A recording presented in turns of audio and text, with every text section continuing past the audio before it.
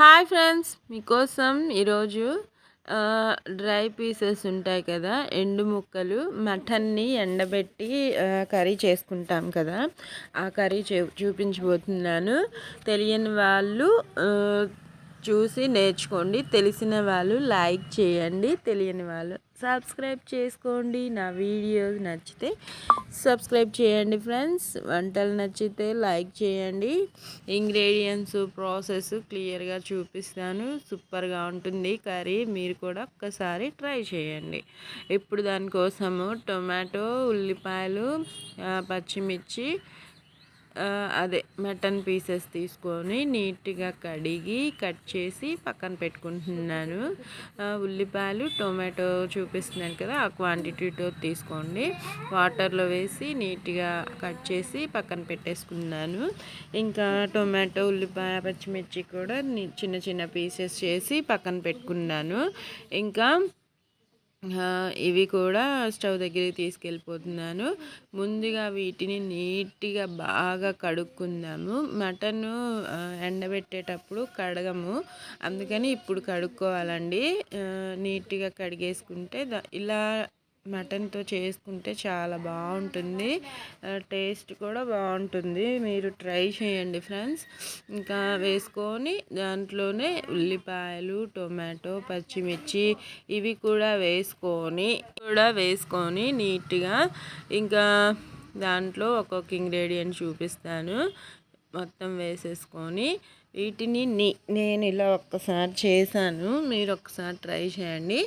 పసుపు ఒక 1/2 స్పూను, కారం ఒక 1 స్పూను, ఇంకొంచెం హాఫ్ స్పూన్ వేసేసుకొని ఇప్పుడు ఉప్పు వేసుకుందాము. నూనె, ఉప్పు, ఇంకా మసాలాస్ తర్వాత వేసుకుందాము. ఇప్పుడే వేయకూడదు, కుక్కర్లో అడుగు పెట్టే ఛాన్సెస్ ఉంటాయి. నూనె ఒక 7 స్పూన్స్ అంత వేస్తున్నాను, చిన్న స్పూనే కాబట్టి. వేసేసుకొని దాంట్లో ఇప్పుడు ఉప్పు, అల్లం పేస్ట్ 2 వేయాలి. ఇంకా ఉప్పు వేసాను, వేసి చక్కగా మిక్స్ చేసుకుందాము. చేత్తోని బాగా కలుపుతున్నాను. ఇలా కలిపితే ముక్కకి బాగా అంతా పడుతుంది. ఇదొక స్టైల్ అన్నమాట. ఇంకో స్టైల్లో కూడా చేసి చూపిస్తాను, అది కూడా బాగుంటుంది, చాలా బాగుంటుంది కాదు. ఇంకా చేత్తోని ఇలా బాగా కలిపేసుకొని ఈ కలుపుకున్న తర్వాత అల్లం పేస్ట్ ముందుగా వేయడం మర్చిపోయాను, ఇప్పుడు వేసుకుంటున్నాను. ఒక 1/2 స్పూన్ అల్లం సరిపోతుంది నేను చేసే క్వాంటిటీకి, ఎక్కువగా ఏం అవసరం లేదు. ఫ్రెష్గా పట్టుకోండి ఫ్రెండ్స్, సూపర్గా ఉంటుంది. ఎప్పుడైనా సరే ఇలా బాగా పిసికినట్టు కలిపితే ముక్కకి బాగా అంతా పడుతుంది ఫ్లేవర్స్, మన కర్రీ సూపర్గా ఉంటుంది. ఇంకా నేను చపాతీలోకి చేశాను అనమాట. రైస్లోకైనా బాగానే ఉంటుంది. వాటర్ వేసుకుందాము కలిపేశాక. వాటర్ తగినన్ని వేసుకొని, అంటే నేను 3/4 లోటా వేసాను, ఎందుకంటే ముక్క ఉడకాలి కదా, మనం కలిపిన మసాలాస్ అన్నిటితో పాటు ముక్క ఉడకాలి కాబట్టి 3/4 లోటా వాటర్ వేసేసుకొని మూత పెట్టి హై ఫ్లేమ్లోనే ఒక 7 విజిల్స్ ఉంచుకోండి. ఎందుకంటే మటన్ డ్రైగా ఉంది కాబట్టి ఉడకడానికి టైం పడుతుంది. 7 విజిల్స్ ఉంచుకోండి. ఇంకా మీ కుక్కర్ని బట్టి ఉంచుకోండి ఫ్రెండ్స్. 7 విజిల్స్కి చూడండి కర్రీ టెక్స్చర్ ఎలా ఉందో.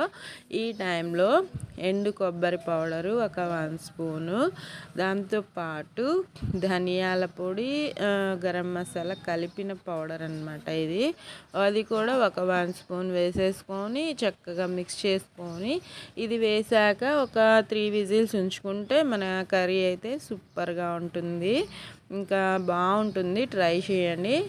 స్టవ్ వెలిగించేసుకొని చూపిస్తున్నాను కదా, టెక్స్చర్ చూడండి ఎలా ఉందో. బాగా కర్రీ దగ్గర పడిపోతుంది. ఇంకా కరెంట్ పోయిందండి. ఒక 2 విజిల్స్కి ఇలా ఉంది కర్రీ.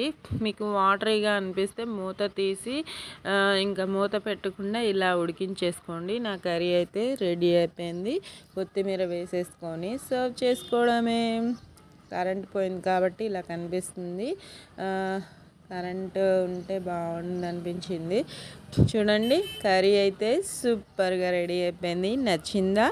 మీరు కూడా చేసుకోండి, తినండి. మీకు ఎలా వచ్చిందో కామెంట్లో పెట్టండి. నా వీడియో నచ్చితే లైక్ చేయండి, షేర్ చేయండి, కామెంట్ పెట్టండి. సబ్స్క్రైబ్ కూడా చేసుకోండి ఫ్రెండ్స్.